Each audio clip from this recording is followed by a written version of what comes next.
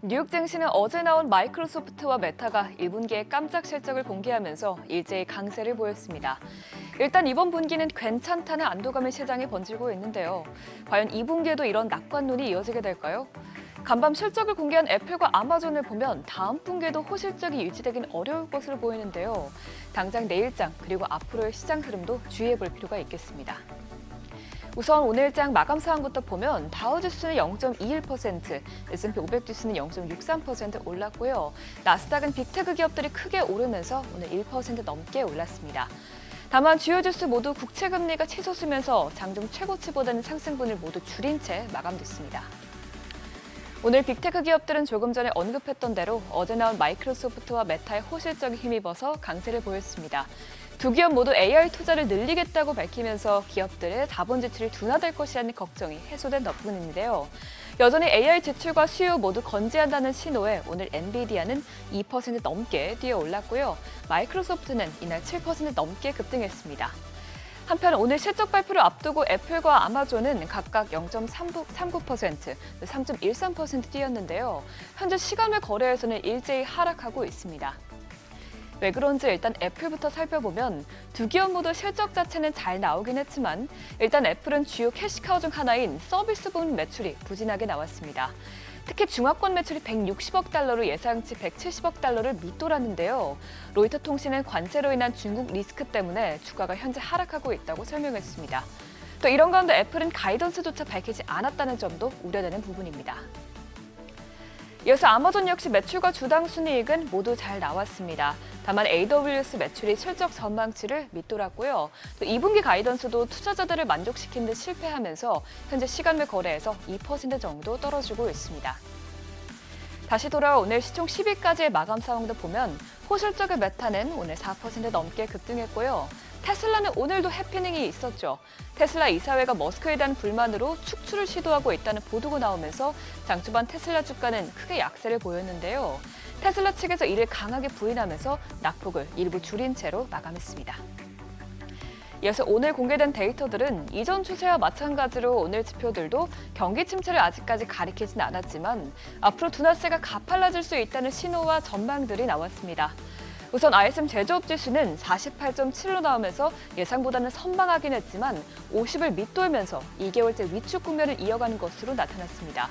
또 세부 항목도 보면 신규 주문 지수는 소폭 상승하긴 했지만 이 또한 여전히 위축 공간에 머물러 있고요. 또 생산 지수와 고용 지수 모두 기준선 아래를 기록했습니다. 반면에 가격 지수는 2022년 6월 이후 최고치를 기록했죠. 역시나 관세에 대한 불확실성에 제조업체에 타격을 주고 있는데요. 모든 산업 분야의 응답자들은 관세를 문제점으로 지적했고요. 네이션와이드의 수석 경제학자는 중국 수입품에 대한 관세가 조만간 완화되더라도 제조업 부문의 수축은 여름 내내 더욱 심화될 것이라고 전망했습니다. 같은 달 공개된 S&P 글로벌 제조업 지수도 간신히 확장 국면을 유지하긴 했지만 예상치보다는 낮게 나왔습니다. 특히 향후 무역 정책에 대한 불확실성으로 기업 신뢰도는 10개월 만에 최저치를 찍었고요.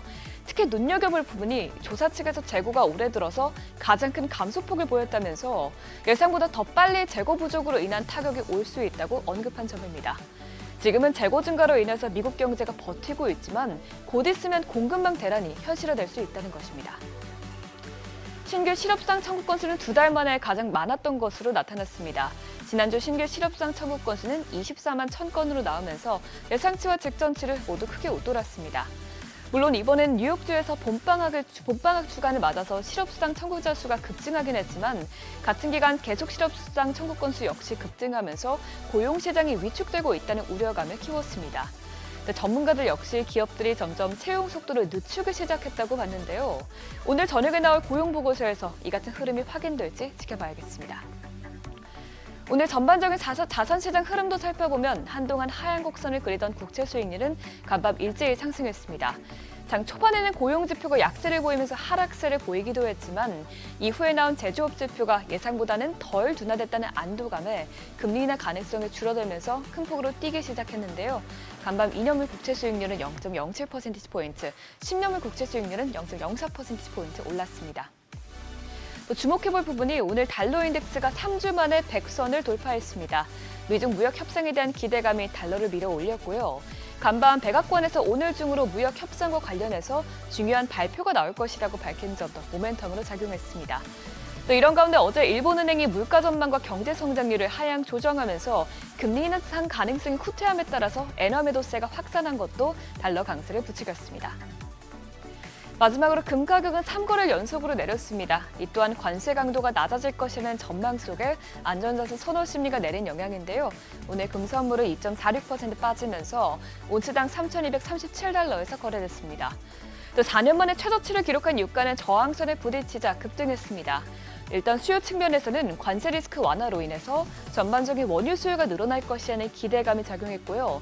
또 공급 사이드에서는 트럼프 대통령이 이란산 원유를 조금이라도 구매하는 나라는 즉시 2차 제재 대상이 된다고 밝힌 것이 영향을 미쳤습니다. 이에 따라서 오늘 WTI와 브렌트유는 각각 1.77%, 1.28% 뛰어 올랐습니다. 굿모닝 마켓이었습니다.